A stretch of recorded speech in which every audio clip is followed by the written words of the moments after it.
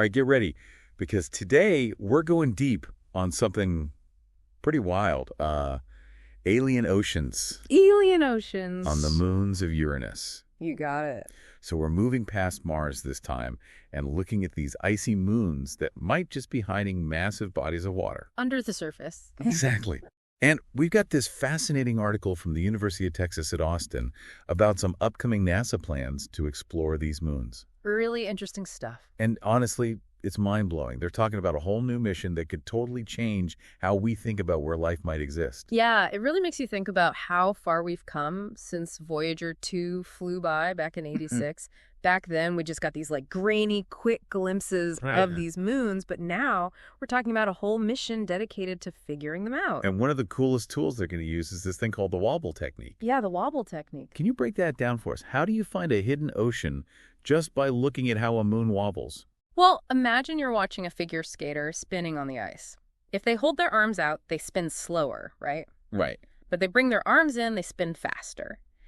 It's all because of this thing called angular momentum. Okay, I'm with you so far. So the same thing happens with moons orbiting a planet. Okay. As a moon orbits, it's also spinning on its axis. Now, if the moon is completely solid, that spin is pretty stable. Makes sense. But if it's got a liquid ocean under the surface, well, that ocean sloshes around as the moon spins. So that sloshing ocean that makes the moon wobble. Exactly. And we can actually detect that wobble from Earth using telescopes. Really? Yeah.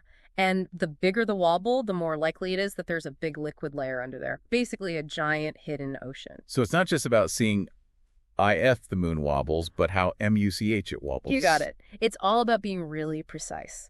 And when they combine this wobble data with other measurements, like how the moon's gravity pulls on the spacecraft, scientists can get a pretty good idea of if an ocean even exists, but also how deep it is and how thick the ice shell above it might be. This is where things get really interesting for me, because Uranus and Neptune, these ice giants, they're turning out to be way more common in other solar systems than we thought, right? Yeah, exactly. And that's what makes this so exciting. Because if these moons around Uranus have oceans, there could be tons of other hidden water worlds out there. Wow. Orbiting similar ice giant planets.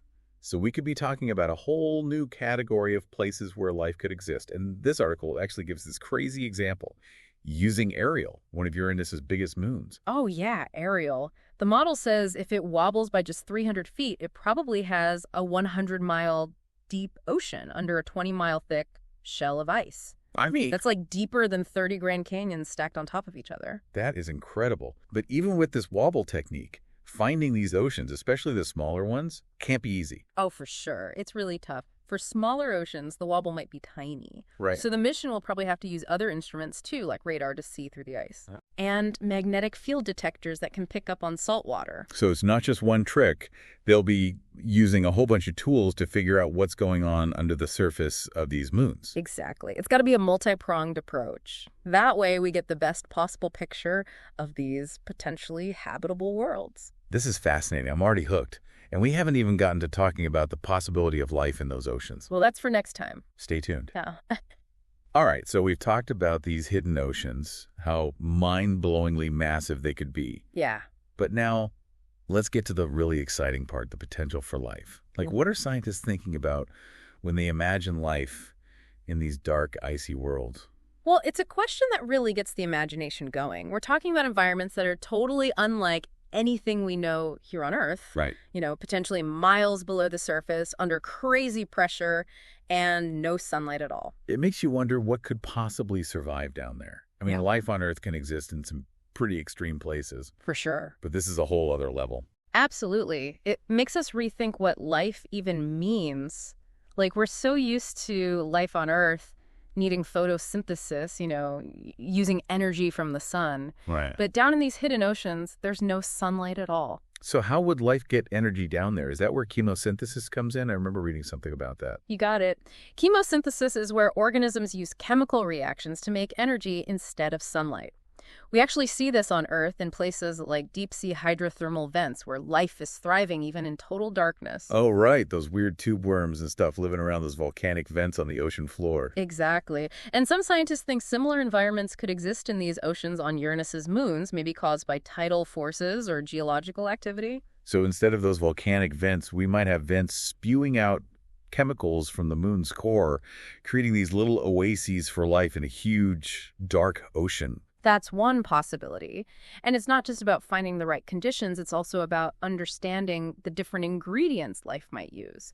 We're carbon-based life forms, but could there be life out there that's silicon-based or something we haven't even thought of? That's where my brain starts to fry a little bit. It's like trying to picture colors we've never seen before. Yeah, it's hard to think outside our Earth-centric box. But that's the cool thing about these moons. It forces us to do exactly that, to expand what we think is possible. It makes you realize that maybe we've been looking for life in the wrong places. Like we've been looking for Earth 2.0 when maybe we should be looking for something completely different. Yeah, a total paradigm shift in how we think. And this mission to Uranus could really kickstart that shift, opening up this whole new chapter in astrobiology. That's exciting. Yeah. But it also makes you think about the practical challenges. Like, how do you even design a mission to find life that might be so different from what we know? It's not easy. That's why this mission is so ambitious. It's not just about finding water.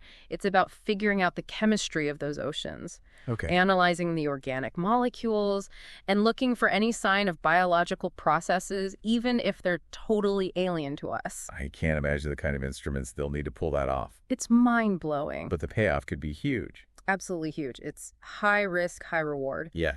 But if we find evidence of life in these oceans, it would be one of the biggest discoveries ever. It would change everything, knowing we're not alone and that life can exist in ways and places we never thought possible. Absolutely. But before we get too carried away, what's the timeline looking like? When are we actually expecting this mission to launch?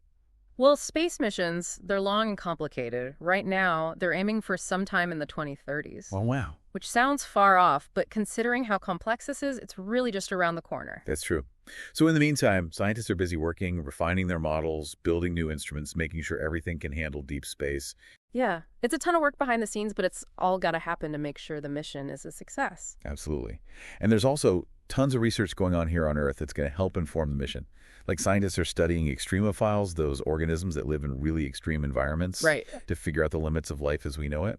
Yeah, so by studying life in the toughest spots on Earth, they can get clues about what might be possible on those icy moons. And they're developing new tech, too, like super advanced cameras and sensors. Right. To study these moons in more detail than ever before. It's amazing how much innovation and teamwork goes into a mission like this. It truly is a global effort. It really shows that even when the world feels divided, there are still things that bring us together, like our curiosity about the universe and wanting to explore the unknown. Well said. And it goes back to what this deep dive has been all about. Exploring, discovering, and realizing that we're part of something much bigger than ourselves. Welcome back. We've been on this crazy journey today, thinking about hidden oceans on Uranus's moons and this upcoming NASA mission. It has been quite the deep dive. Yeah. We talked about that wild wobble technique. Right. And how life might exist in these super extreme places, and how hard it is to even get a spacecraft out there, billions of miles away, Billions? to explore these icy worlds. But before we wrap up, I want to get your take on like the bigger picture. What does this mission mean for, how we understand the universe and our place in it? That's a big question. I think everyone involved in this mission thinks about that a lot. Yeah. It's not just about Uranus and its moons. It's about pushing the limits of what we know and what we think about where life can be. All right. We've been so focused on finding planets like Earth around stars like our sun. But what if life is way more, diverse, adaptable than we can even imagine? Right. What if these icy moons orbiting an ice giant way out there are full of life? It would completely change how we understand the universe. Suddenly, the possibilities are, almost endless. It would mean life could exist in so many places we haven't even thought of. It just blows open the search for life beyond Earth. That makes this mission to Uranus more than just science. It really does. It's like this philosophical quest, a journey into the unknown that could change how we see ourselves and our place in the cosmos. Exactly. It's about asking those huge questions. Are we alone? What is life? And what does it mean to be human if there are other life forms out there, maybe totally different from us? Those are questions humans have been asking forever, and this mission might actually give us some real answers. It's amazing, isn't it? It's both humbling and incredibly exciting, and it's what drives so many of us, scientists, engineers, researchers, to spend our lives exploring. It's inspiring, for sure. But let's be real for a second. Even if everything goes perfectly, this mission is still decades away. Yeah, the 2030s. So what's happening right now to get ready for this big adventure? Well, this is actually a super important time for the mission. Scientists and engineers are busy refining their plans, designing and building instruments, making sure everything can survive the crazy conditions of deep space. So lots of work happening behind the scenes, but it's crucial to make sure the mission succeeds. Totally crucial. And there's also tons of research happening here on Earth that will directly impact the mission. For example, scientists are studying extremophiles. Okay. Those are those organisms that can live in extreme environments to learn more about the limits of life.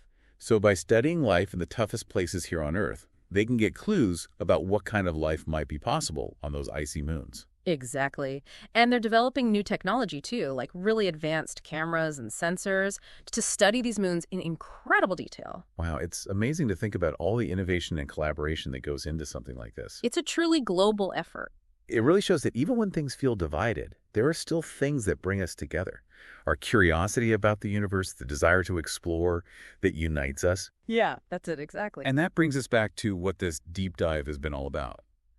The power of exploration, the thrill of discovery, and just realizing that we are part of something much bigger than ourselves. I couldn't agree more. And as we finish up here, I want to leave our listeners with something to think about. Okay. We've talked a lot about the science, but what about the ethics? What are our responsibilities if we find life on these moons? That's a really important question. As we explore the cosmos, we need to do it with wonder and responsibility. Absolutely. Exploration and ethics have to go together as we push the limits of what's possible and learn the secrets of the universe. Well said. And on that note, I think it's time to wrap up our deep dive into the hidden oceans of Uranus's moons. It's been great exploring these ideas with you. The pleasure was all mine. Until next time, keep looking up and keep those questions coming.